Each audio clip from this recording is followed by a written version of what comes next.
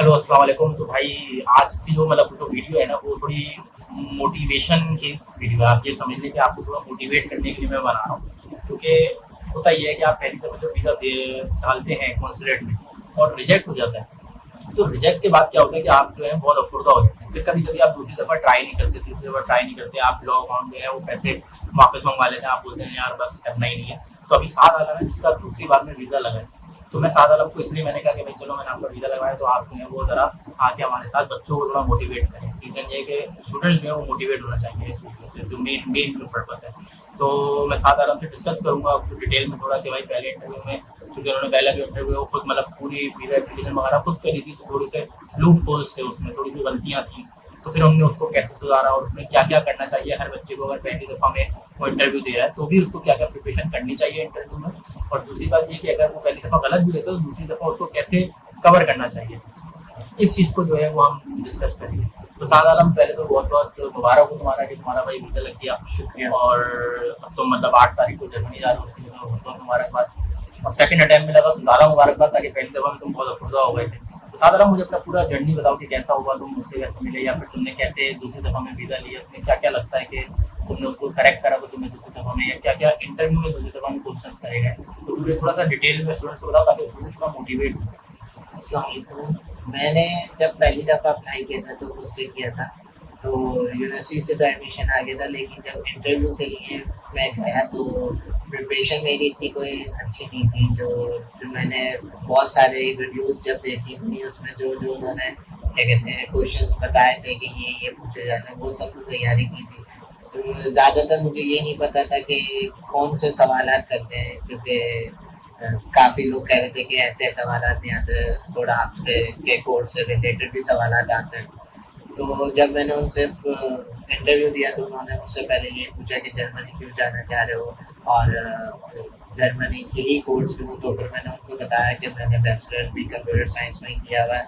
तो उन्होंने मुझसे कंप्यूटर साइंस से रिलेटेड क्वेश्चंस पूछे, जो मैं बहुत से थोड़े बहुत तो जवाब दे सका। लेकिन पहली दफ़ा हर कोई जो है वो थोड़ा कंफ्यूज होता है, थोड़ा हेजिटेट होता है इस वजह से। और 2-3 उन्होंने पूछा कि इंटर में आपकी इतनी कम परसेंटेज क्यों आई है, मैट्रिक में इतनी कम परसेंटेज क्यों आई है, और फिर आप यही कोर्स अपनी कंट्री में क्यों नहीं पढ़ना चाह रहे जबकि यहाँ तो पढ़ सकते हैं हम, और आपका स्पॉन्सर कौन है। सारी चीज़ें उन्होंने बताई। जो मैं उनको जवाब दे सका, वो शायद कॉन्फिडेंस नहीं थे। मोटिवेशन लेटर भी मैंने खुद से ही लिखा था, जो कि शायद इतना अच्छा नहीं हो जितना कोई प्रोफेशनल बंदा या जो बता सकता है कि यार ये चीज़ें हैं। तो फिर जब मेरा पहली दफ़ा रिजेक्शन हुई तो मुझे बहुत से लोगों ने कहा कि खुद से करने के बजाय किसी अच्छे बंदे से, किसी टेक्निकल, किसी एजेंट के ज़रिए करो ताकि तुम्हारा वीज़ा जो है रिफ्यूज़ नहीं हो। तो फिर मैंने बहुत से लोगों को देखा, लेकिन हर कोई यही कह रहा था कि आपकी CGPA कम है, आपकी परसेंटेज भी कम है, मुश्किल है कि दूसरी दफ़ा में अटैम्प्ट हो, दूसरी दफ़ा में आपको वीज़ा मिल जाए। फिर मैं जैन भाई के पास आया जिन्होंने मुझे बोला कोई घबराने की बात नहीं है, हम इसको दोबारा रीअप्लाई करेंगे, हम सारी चीज़ें नहीं करेंगे, यूनिवर्सिटी यही लेंगे, हर चीज़ नहीं डालेंगे। आपका क्या कहते हैं लेटर ऑफ क्या कहते हैं मोटिवेशन लेटर हो गया, आपकी CV हो गई, आपके सर्टिफिकेट्स हो गए, आपका एक्सेप्टेंस लेटर हो गया, यूनिवर्सिटी को दोबारा मेल करेंगे, अच्छी तरीके से उनसे एक्सटेंशन लेंगे। क्योंकि मेरी क्लासेस शुरू हो रही थी 1 अप्रैल से और मेरे पास इतना टाइम भी नहीं था। मेरा रिजेक्शन जो हुई थी वो 1 फरवरी को हुआ था, तो मेरे पास इतना टाइम भी नहीं था। अच्छा, अब इसमें ये बड़ी इंपॉर्टेंट मैं एक नॉलेज दे रहा हूँ कि जो बच्चे का एक वीज़ा रिजेक्ट हो जाता है ना, तो वो समझता है कि यार ये यूनिवर्सिटी की वजह से हुआ है और मुझे अब जो है यूनिवर्सिटी चेंज करनी है, अब मैं यूनिवर्सिटी चेंज करूँगा, दूसरी यूनिवर्सिटी में डालूंगा, मतलब 10 चीज़ें ऐसी करता है कि यार उसमें वो और ही और ही फंस जाता है। तो मैंने इसको सिंपल ये कहा कि भाई आपने जो यूनिवर्सिटी पहले सेलेक्ट करी है उसमें कोई बुराई नहीं है, या कोई भी बच्चा यूनिवर्सिटी जो लेटर दी है यूनिवर्सिटी वैलिड है, तो यूनिवर्सिटी चेंज करने की जरूरत नहीं है एज सच। अगर आपका पहली दफ़ा एक ही यूनिवर्सिटी में रिजेक्शन आई है तो जरूरी नहीं है कि आप दूसरी दफ़ा गए यार मैं उस यूनिवर्सिटी की एप्लीकेशन, वो कोई भी यूनिवर्सिटी है तो अब जरूरी नहीं कि आप बोलो नहीं यार मैं यूनिवर्सिटी चेंज करके डालूंगा तो फिर ही दूसरी बार में वीजा आएगा वरना नहीं आएगा। तो अब अगर जैसे इन्होंने बताया तो पहली दफा जो है ना गलती करी, ये थोड़ा सा वीक थे और इंटरव्यू के टाइम उनकी एसओपी थोड़ी वीक थी। तो अब मैं बताऊं कि अगर आप सेकंड दफा जब आप अप्लाई कर रहे हो तो आपने यूनिवर्सिटी तो बिल्कुल चेंज नहीं करनी, क्योंकि यूनिवर्सिटी तो आप बता रहे सेम ही थी, यूनिवर्सिटी सेम है, कोर्स भी सेम था। हमने कुछ भी उसके अंदर जो है वो नहीं करी, जो लेटर ऑफ एक्सेप्टेंस था हमने सिर्फ उससे एक्सटेंशन लेटर मंगवा लिया था, एक्सटेंशन लेटर मंगवाया था और मोटिवेशन लेटर हमने थोड़ा अच्छा किया। और दूसरी दफा जब मैं इंटरव्यू देने गया तो उनके पास सारी चीजें मेरी डिटेल्स थी। उन्होंने मुझसे कुछ ऐसा नहीं पूछा जो फर्स्ट इंटरव्यू में पूछा। उन्होंने से मुझसे ये पूछा कि आप ने दोबारा अप्लाई करा है, क्यों, क्या वजह। मैंने उनसे कहा भाई मैं मोटिवेट हूँ, मेरी ख्वाहिश है, मेरे पेरेंट्स की ख्वाहिश है कि मास्टर जो है वो बाहर जाके पढूं। तो मैंने जर्मनी को इसलिए चूज किया क्योंकि जर्मनी में जो है कंप्यूटर साइंस की बहुत डिमांड है। और मैं अपना कोर्स स्टडी कंप्लीट करके अपने मुल्क पाकिस्तान आऊँगा, यहाँ पे जो है अच्छी कंपनी में अच्छी रेप्यूटेड फर्म में काम करूँगा, जो कि बहुत अच्छी बात है। और मैं जर्मनी इसलिए जाना चाह रहा हूँ क्योंकि मेरी जो एजुकेशन में लैक है, जो मेरी परसेंटेज वगैरह कम है, वो अच्छी हो जाए, मेरी एकेडमिक लेवल जो है वो अच्छा हो जाए और अच्छा हो जाए। इस वजह से मैं जर्मनी जाना चाह रहा हूँ। ठीक है। अच्छा हाँ, बस यही बात है कि आपने देखो हमने इनके एक्सेप्टेंस लेटर को चेंज नहीं करा, हमने इनके जो है वो किसी भी चीज में कोई चेंजेस नहीं करी। हमने क्या करा, सिर्फ एसओपी को, जो मेन फोकस है वो है एसओपी। एसओपी देखते हुए आपको वीजा लगता है और एसओपी देखते हुए आपका वीजा रिजेक्ट होता है। हमने उसी यूनिवर्सिटी के एसओपी को थोड़ा बेहतर से बेहतर बनाया। ठीक है, तो आप लोग भी यही है कि जब आप वीजा डाल रहे हैं तो आपकी एसओपी बहुत स्ट्रांग होनी चाहिए। फिर दूसरी चीज कि जो आप इंटरव्यू दे रहे हैं, इंटरव्यू के अंदर जो है ना आपको मतलब उनको लगना चाहिए कि यार ये लड़का वाकई मोटिवेटेड है और ये जर्मनी आके पढ़ेगा तो वापस पाकिस्तान और लाजमी पाकिस्तान वापस जाएगा और पाकिस्तान जाने के बाद ये पाकिस्तान को सर्व कर सकता है क्योंकि जर्मनी की एजुकेशन सिस्टम अच्छा है।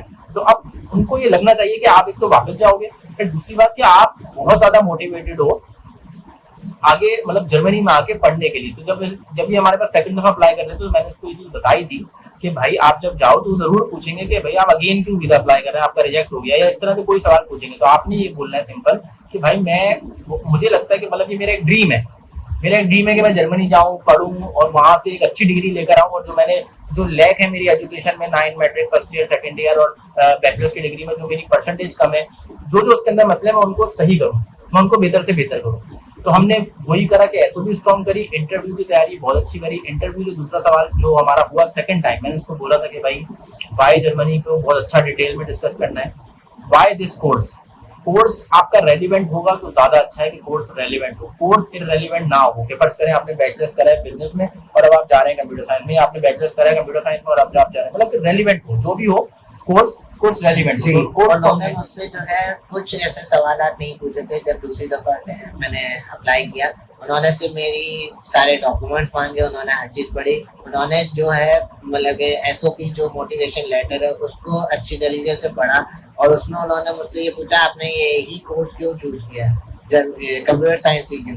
मैंने कहा भाई मैंने बैचलर जो है कंप्यूटर साइंस में किया है और मुझे क्या कहते हैं इंटरेस्ट है कंप्यूटर साइंस की फील्ड का, बचपन से मैं कंप्यूटर साइंस की फील्ड को पढ़ना चाहता था, तो मैंने बैचलर भी यही कोर्स चूज किया और अब मास्टर्स भी मैं इसी कोर्स को चूज कर रहा हूँ क्योंकि मुझे इंटरेस्ट है और मेरा इंटरेस्ट की वजह से मैं इसी क्या कहते हैं कोर्स को मास्टर्स के लिए भी चूज किया। अच्छा, और ये हो सकता है कि जब आप वहाँ पे कोर्स में जिसमें आपने अप्लाई किया है, अब जब मैंने उसको सेकंड टाइम बताया था कि जब आप सेकंड टाइम आप इंटरव्यू देने जा रहे हो तो जो भी आपका कोर्स है उसकी बेसिक नॉलेज आपके पास होनी चाहिए। मतलब कि भाई अगर आप कंप्यूटर साइंस में जा रहे हो तो C++ क्या है, जावा क्या है, तो उसके बारे में थोड़ा बताया कि क्या आपने कोर्स को किस तरह उनको डिफाइन किया, क्या उन्होंने मुझसे 2-3 चीजें पूछी थी कि आर्टिफिशियल इंटेलिजेंस क्या होता है, साइबर सिक्योरिटी में क्या करते हैं, मशीन लर्निंग में क्या करते हैं। तो मैंने उनको बताया कि आर्टिफिशियल इंटेलिजेंस में हम लोग रोबोट्स को एज अ ह्यूमन बीइंग की तरह बनाते हैं, उनको प्रोग्राम करते हैं। तो उन्होंने कहा प्रोग्रामिंग लैंग्वेज कौन सी यूज होती है, तो मैंने बताया पाइथन और जावा, क्योंकि मैंने पाइथन में भी काम किया है आर्टिफिशियल इंटेलिजेंस में और जावा में भी काम किया। तो उन्होंने मुझसे पूछा जावा में होता है, मैंने कहा जी मैंने प्रोजेक्ट बनाया जावा में। फिर उन्होंने पूछा मशीन लर्निंग में क्या होता है, मैंने उनको बता दिया मशीन लर्निंग में हम लोग मशीन से काम लेते हैं कि मशीन को हम एक चीज देते हैं और वो हमें पूरा उसको एनालाइज करके बता देती है कि ये जैसे एक पिक्चर है, हम उसको मशीन को वो पिक्चर देते हैं, वो हमें ये बता देती है इसमें कौन से कलर इस्तेमाल हुआ है, कौन सा कोड कलर का कोड है, कौन से पिक्सल पे बनी हुई है, कैसी है, हर चीज़ वो बता देती है। फिर उन्होंने मुझसे वेब डेवलपिंग का पूछा, क्योंकि मैंने जॉब जो है 1 साल वेब डेवलपिंग और डिजिटल मार्केटिंग में की है। तो उन्होंने मुझसे उस सवाल से पूछा कि आपने वेब डेवलपिंग में क्या करते हैं, HTML क्या होती है, CSS क्या होती है, डिजिटल मार्केटिंग में हम क्या करते हैं। तो ये सारी चीज़ें उनको मैंने बताई और मोटिवेट उनको मैंने अपना शो कराया कि मैं बहुत मोटिवेट हूँ पढ़ने के लिए। और उन्होंने मुझसे पूछा आप वहाँ पे रहेंगे या पाकिस्तान वापस आएंगे। मैंने कहा नहीं, मैं पाकिस्तान वापस आऊँगा, मेरी फैमिली यहाँ पे है, मैं सिर्फ पढ़ने जा रहा हूँ। अच्छा, मैंने जब इनकी पहली दफ़ा रिजेक्शन देखी या सुनी, मुझे पता चला कि भाई इनका पहली दफ़ा जैसे कि वीज़ा रिजेक्ट हो गया। तो जब मैंने सबसे पहले देखी तो इनकी जो मैट्रिक और इंटर और जो बैचलर्स की जो परसेंटेज थी ना, वो थोड़ी कम थी। तो उसमें मैंने आइडिया लगाया कि यार जो इसका रिजेक्शन पहली दफ़ा में आया है, उसका मेन जो रीज़न हो सकता है ना, वो यही है। और जैसे कि इन्होंने मुझे बताया था कि पहले इंटरव्यू में उन्होंने सवाल किया था कि आपकी इंटर में की परसेंटेज कम क्यों है, तो वो बेसिकली मुझे लगता है कि उन्होंने उसी बेस पे उसको रिजेक्ट करा था, क्योंकि जो आप ज़्यादा मोटिवेशन आपकी इतनी ज़्यादा अच्छी नहीं है, आपकी परसेंटेज इतनी अच्छी नहीं, यही रिजेक्शन था। तो मैंने उसको अच्छा करा, मैंने उनको ये बताया कि भाई नेक्स्ट टाइम वो पूछे कि भाई, या किसी बच्चे से पूछे कि भाई इंटर में परसेंटेज क्यों कम है, तो उसका कोई वैलिड आंसर होना चाहिए कि यार जैसे कि भाई मेरी तबीयत बहुत ज्यादा खराब थी, या कोई ऐसा स्पेसिफिक रीजन कि जिससे बाकी उनको लगे कि चलो यार इस तरह ये हादसा हो गया तो जिसकी वजह से इंटर में इसकी परसेंटेज कम हो गई थी। अब कोई बच्चा बैचलर्स में जा रहा है, इंटर में परसेंटेज कम है, तो उसके पास कोई वैलिड रीजन बोलने को होना चाहिए। अब हुआ ये कि जब पहली दफा इससे पूछा था तो इसको इतनी ज्यादा प्रोफेशनल गाइडेंस नहीं मिली थी, तो ये परेशान हो गया कि भाई क्यों कम है। मेरे साथ हादसा हुआ था, तो इसलिए मैंने उसके बारे में बता नहीं सका कि ये बोलना यहाँ पे जरूरी है या नहीं है। इस वजह से वो शायद ये समझे होंगे कि ये मोटिवेट नहीं, ये कंफ्यूज है, मोटिवेट नहीं कर पा रहा, सही से जवाब नहीं दे पा रहा। तो इस वजह से जब दूसरी दफा उन्होंने मुझसे ऐसा कुछ नहीं पूछा, उन्होंने सिर्फ ये पूछा मुझसे आप जाना क्यों चाह रहे हैं। मैंने उनको बता दिया मैं पढ़ने जाना चाह रहा हूँ, मैं मोटिवेट हूँ, मेरा ड्रीम है वहाँ जाके पढ़ना, तो इस वजह से मैं वहाँ जाके पढ़ना चाह रहा हूँ। और मेरी बचपन से ख्वाहिश है, जब मैं कॉलेज में था तब मैंने ये सोचा था कि मैं बाहर जाके पढ़ूंगा, लेकिन मेरी ये एक्सीडेंट की वजह से मेरी परसेंटेज इतनी अच्छी नहीं थी कि मैं बैचलर्स जो है वो अब्रॉड में जाके करूँ। और उस वक्त ज़रा थोड़ी फैमिली भी थोड़ी इतनी अच्छी नहीं थी, मतलब उतनी वेल सेट नहीं थे हम लोग। फिर जब मैंने बैचलर्स कर लिया तो मेरे वालिद साहब ने कहा कि अब हम तुम्हें बाहर भेज सकते हैं, तुम भी कोशिश करो, मैं भी कोशिश कर रहा हूँ। तो फिर हमने अप्लाई किया। और अच्छा, इसमें एक बात है जो आपका दूसरी बैंक में जो आपका वीजा नहीं, मतलब उन्होंने वीजा ऑफिसर ने सवाल नहीं करा कि इंटर परसेंटेज, क्योंकि उसको एक तो पहले वो स्पेसिफिक हो गया था जी। और अब जो दूसरी बार जब आप अप्लाई कर रहे थे तो दूसरी बार में क्या था कि उनको पता था परसेंटेज कम है, लेकिन हमने जो मेन रीजन था ना दूसरी दफा ये इंटरव्यू में परसेंटेज ना पूछने का, वो ये था कि हमने एसओपी में, क्योंकि तुम्हारी एसओपी में तुम्हें याद होगा कि हमने पूरा लिखा था एसओपी में, पूरा लिखा था कि हमने मेरा जो है इंटर में एक्सीडेंट हो गया था और मैं बीमार था, इस वजह से परसेंटेज सही नहीं आई थी।